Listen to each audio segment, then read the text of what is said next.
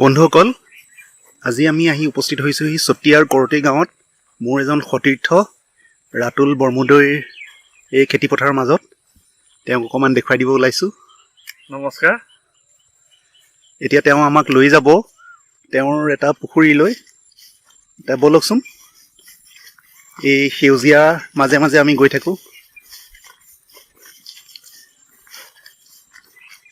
চাওক আপোনালোকৰ এটা সোণোৱালী পৰিৱেশ, আৰু কিছুদিন পিছত ইয়াত সোণগতিৰ উৎপত্তি হ'ব আৰু তেতিয়া চাবলৈ খুব ধুনীয়া লাগিব। কাতি মাহত ইয়াতে আকাশবন্তি দিয়া হয়।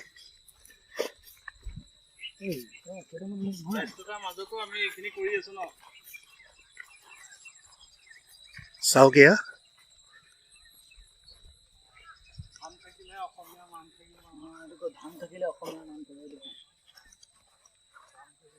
ধান থাকিলে মান থাকে, এটা প্ৰবচন আছে। গতিকে এয়া ধান খেতি, অসমীয়াৰ বাপতি সাহোন স্বৰূপ প্ৰবচনটো। আগতে প্ৰত্যেক ঘৰ অসমীয়াৰে খেতিপথাৰ এখন এখন আছিল। সময়ৰ কুটিল গ্ৰাসত এতিয়া সেয়া কমি আহিছে, তথাপিও একাংশই ধৰি ৰাখিবলৈ আপ্ৰাণ চেষ্টা কৰিছে। এয়া আমাৰ পৰিচয়, এক সোণালী সপোন।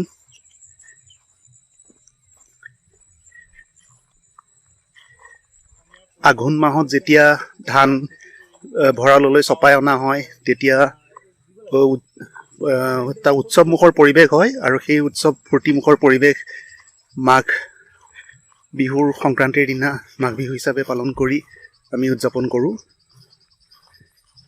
এয়া আঘোণ মাহৰ সময়ত ভঁৰাললৈ চপাই অনা হ'ব লখিমী আইক।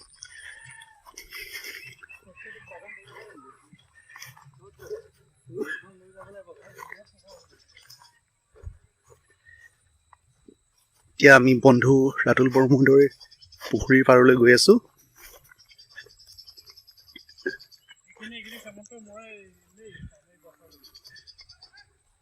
এই গোটেই পথাৰখন বন্ধু বৰমুদৈৰ, তেওঁৰ খেতিপথাৰ, ধাননি পথাৰ।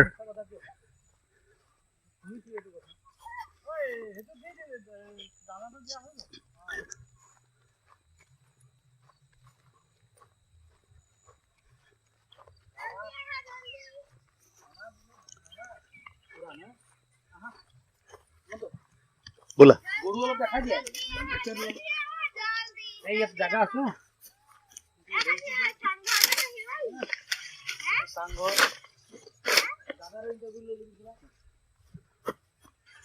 আৰু এয়া তেওঁৰ পুখুৰীটো। এয়া দাদা, নমস্কাৰ।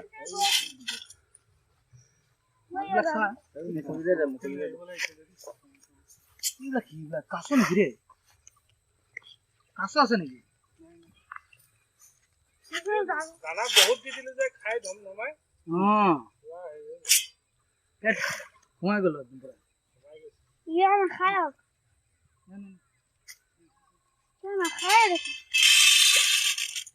আহি গৈছে। এয়া চাওক, ইয়া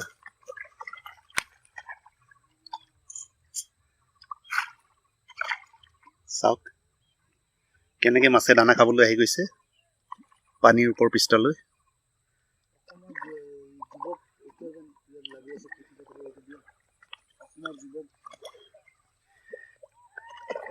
এজন উদ্যমী যুৱকৰ প্ৰচেষ্টা মীন পালনত। নমস্কাৰ বন্ধুসকল, মই আপোনালোকৰ হৈ শ্যামন্ত বৰুৱা, আৰু আপোনালোকে চাই আছে শ্যামন্তস ব্লগ। আজি আমি উপস্থিত হৈছোঁ ৰাতুল বৰমুদৈ ডাঙৰীয়াৰ এটা পুখুৰীলৈ। তেওঁ নিজে গঢ়ি লোৱা এইটো পুখুৰী, আৰু ইয়াত বিভিন্ন প্ৰজাতিৰ মাছ তেওঁ এৰি দিছে মীন পালন হিচাপে। তো বলক আজিৰ ভিডিঅ'টো আমি উপভোগ কৰোঁ, তেওঁৰ মুখৰ পৰা আমি কিছু কথা জানো। এইটো তেওঁৰ এটা পুখুৰীৰ কাষতে চাংঘৰ, বৰষুণ দিলে ইয়াতে যাতে বিশ্ৰাম ল'ব পাৰে তাৰ ব্যৱস্থা। কৰতি গাঁৱৰ উদ্যম যুৱক ৰাতুল বৰমুদৈৰ ঘৰ চতিয়াৰ কৰতি গাঁৱত, আৰু এই পুখুৰীটো কৰতি গাঁৱতে অৱস্থিত।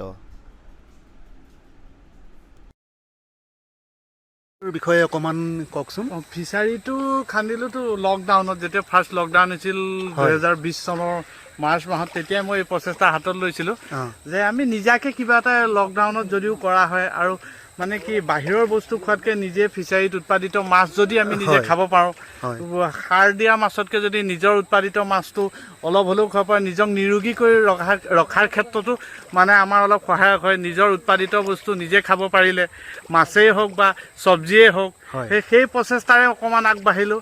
আৰু সেই প্ৰচেষ্টাৰে আগবাঢ়োতে এই 2-3 বছৰত মই দেখিছোঁ অকণ সফল হৈছোঁ, ভাল লাগিছে। মোৰ বছৰটো মাছটো প্ৰায় খোৱা মাছটো মোৰ ফিচাৰীৰ পৰাই হৈ যায় আৰু লগতে কাৰোবাক অলপ কম দামত দিওঁ আৰু লগ বন্ধু যাক দৰকাৰ হয় কেতিয়াবা আৰু ওচৰ চুবুৰীয়া কাৰোবাক লাগিলেও দিওঁ। সেই হিচাপে ভাল লাগিল। মানে মই কৰাৰ লগতে যাতে আৰু 2-এজন তেনেকৈ যাৰ মানে আকাংক্ষা আছে, কিবা এটা কৰাৰ উচ্চাকাংক্ষা আছে, তেওঁলোকে কৰিব পাৰে, কৰি অকণমান সফল হোৱাৰ ক্ষেত্ৰত সহায়ক হ'ব। আচ্ছা, এই ফিচাৰীটো কৰোঁতে মূলধন হিচাপে প্ৰথমতে কিমান টকা বিনিয়োগ কৰিছিলে? মূলধন হিচাপে মই 1 লাখ টকা এটা হাতত লৈ লৈছিলোঁ। লৈ লোৱাৰ পিছত মই সেইটো 3 বিঘাৰ পুখুৰী, আৰু যিজনে মোক খান্দি দিছিল তেওঁ মোক অলপ হেল্প কৰিছিল।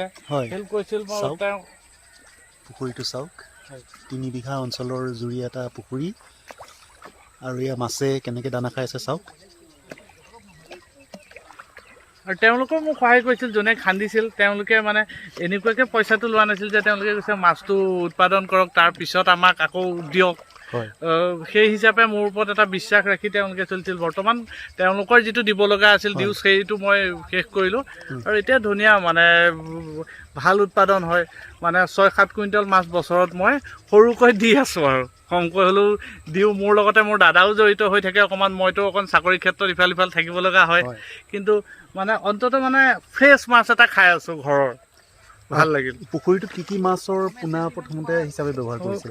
পুখুৰীত প্ৰথমতে মই দিছিলোঁ আপোনাৰ প্ৰথমতে চন্দা দিছিলোঁ, তাৰপিছত বাহু দিছিলোঁ, তাৰপিছত ৰৌ দিছিলোঁ, গ্ৰাছ কাপ দিছিলোঁ। এই ধৰণৰ যিখিনি পাৰি 4-5 বিধ মাছ ৰাখিছিলোঁ। খুব বেছি এটা মোৰ আইডিয়া নাছিল, 2-এজনে মোক গাইড কৰিলে, জনা শুনা মানুহে। তেতিয়া আহি মানে এতিয়া এইবাৰতো ভাল মাছ আছে। এইবাৰ আছে ৰৌ, বাহু, আপোনাৰ কমন, চন্দা, চব প্ৰজাতিৰে মাছ আছে। প্ৰায় 1-1.5 কুইণ্টেল মাছ দিয়া হৈছিলে, 1.5 কুইণ্টেলমান। এতিয়াতো 7-8 কুইণ্টেলৰ ওপৰত মাছ ধৰি আছে ইয়াতে। দাদাই অকণমান এই পুখুৰীটোৰ বিষয়ে কওকচোন দাদা। পুখুৰীটো মানে আমাৰ লকডাউনতে কৰা হ'ল, হয়, আৰু আমি হাতত লৈছোঁ। আমি আৰু 2-3টা পুখুৰী খান্দিম, লগতে আমি বৃক্ষৰোপণ কৰিছোঁ, আৰু এইখিনি কৰি আৰু উঠি অহা প্ৰজন্মকো আমি দেখাইছোঁ যে এনেকৈ কৰিলে উজ্জ্বল ভৱিষ্যত এটা হ'ব। আৰু আমি যিহেতুকে এই ফিচাৰীৰ যোগেদি আমি মাছটো ঘৰতে সদায় খাব পাইছোঁ, আৰু লগতে আমি সাৰ বাৰুদ ইয়াত একো নহয়। আমি কলপাত দিওঁ মাত্ৰ, আৰু দানা মানে ঘোলা দিওঁ আমাৰ, আৰু চাউল দিওঁ। এইবিলাক দি পেলাই আমি উৎপাদন কৰিছোঁ। সম্পূৰ্ণ ঘৰুৱাভাৱে কৰিছোঁ। ধন্যবাদ।